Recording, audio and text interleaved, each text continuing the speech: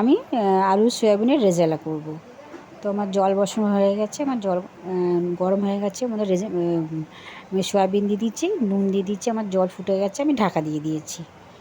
আমার হয়ে গেছে, আমি ধুয়ে এবার চিপড়ে চিপড়ে আমি বোলের মধ্যে দিয়ে দেবো বন্ধুরা।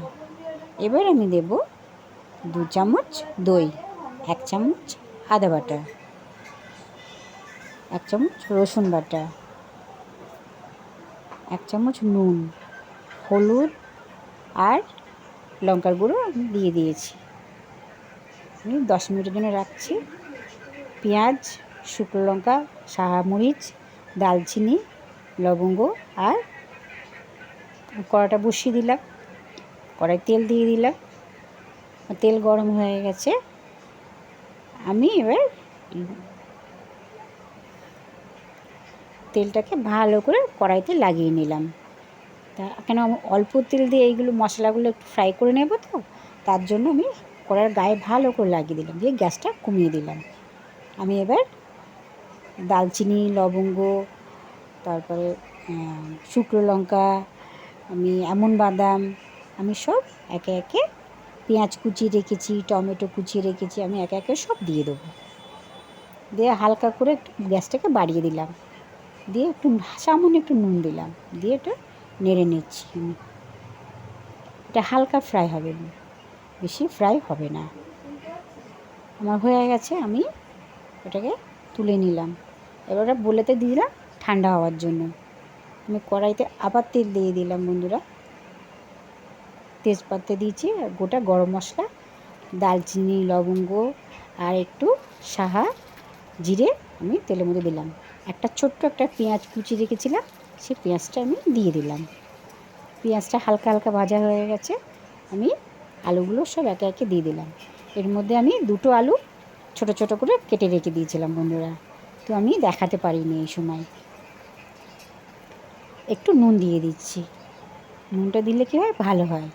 আমার মশলাটা করা ছিল, মশলাটা পেস্ট করা ছিল, মশলাটা আমি ঢেলে দিলাম, দিয়ে আস্তে আস্তে গ্যাসটা সিম করে দিলাম, দিয়ে আস্তে আস্তে কষতে থাকবো। যাতে অল্প তেল দিয়ে করছি তো বন্ধুরা, ওই জন্য গ্যাসটা বেশি বাড়াবো না। এবার একে একে মশলা দিলাম, ধনে পাউডার দিয়ে দিলাম হালকা, হলুদ পাউডার দিয়ে দিলাম, আর রসুন পেস্ট, আদা পেস্ট, কাশ্মীরি গুঁড়ো লঙ্কা,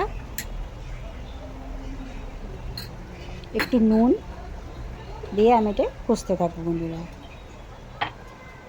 কষা হয়ে গেছে, আমি একটু মিক্সি বোলটা ধুয়ে ওই জলটা একটু ঢেলে দিয়েছি, দিয়ে এটা কষতে থাকবো যতক্ষণ জলটা শুকনো শুকনো না হয়ে যায়, ততক্ষণ আমি এটা কষতে থাকবো। আপনারা এরকম করে বানিয়ে দেখবেন বন্ধুরা, বাচ্চা বড় সবাই খেয়ে নেবে, পছন্দ করবে। কেননা অনেক সময় খেতে চায় না বড়রা, বাচ্চারা ভালো লাগে না সয়াবিনের নিউট্রেলা তরকারিটা। তো আপনারা করে দেখবেন, ভালোই লাগবে, সবাই মানে পছন্দ করে খুব খাবে আনন্দ করে। তো আমার হয়ে গেছে মশলা কষা, আমি এবার নিউট্রেলাটা মশলা মাখিয়ে রেখে দিয়েছিলাম, সেটা আবার আমি ঢেলে দিলাম, দিয়ে আমি এটা কষতে থাকবো। এটা বেশ কিছুক্ষণ একটু কষতে হবে, নাহলে না এটা যতক্ষণ না তেল ছাড়া হবে ততক্ষণ না কষলে টেস্টটা আসবে না। বন্ধুরা আমার প্রায় কষা হয়ে গেছে, আমি গ্যাসটা হালকা করে একটু বাড়িয়ে দিলাম, দিয়ে হালকা বাটা নাড়াচাড়া করে নেব।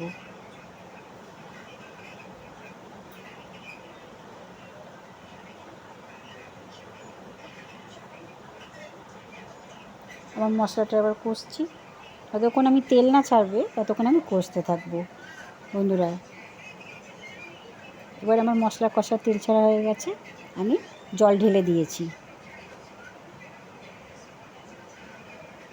জল ঢেলে দেওয়ার পর আমি আরেকটু কষবো, যতক্ষণ এটা না ফুটবে ততক্ষণ আমি এটাকে একটু নাড়তে থাকবো।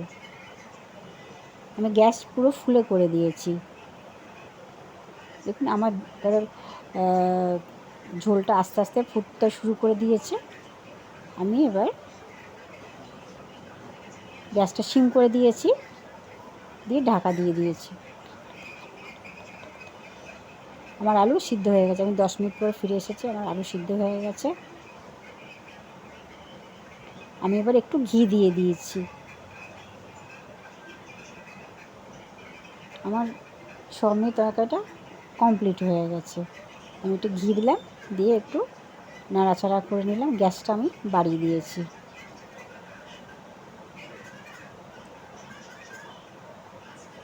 হয়ে গেছে বন্ধুরা। আমি ধনেপাতাটা খুব পছন্দ করি তাই দিয়েছি। আপনারা চাইলে দিতে পারেন, নাহলে নাও দিতে পারেন। তো আমি অন্য কোনো রেসিপি নিয়ে আপনার সামনে আবার হাজির হব বন্ধুরা। ততক্ষণ জন্য টাটা, বাই বাই।